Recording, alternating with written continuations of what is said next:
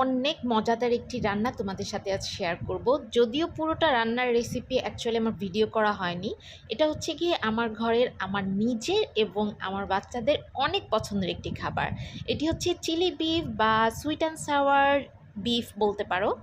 তো রান্নাটা এত মজাদার হয়, আর একদম মনে হবে যে বাসায় বসে রেস্টুরেন্টও ফেল, এর এত মজা হয়। তো আমার ছেলেমেয়ের তো খুবই পছন্দ। এটা একবার রান্না করলে 1 থেকে 2 দিনের মধ্যে আমার রান্না পুরো শেষ হয়ে যায়, এত মজাদার হয়ে থাকে।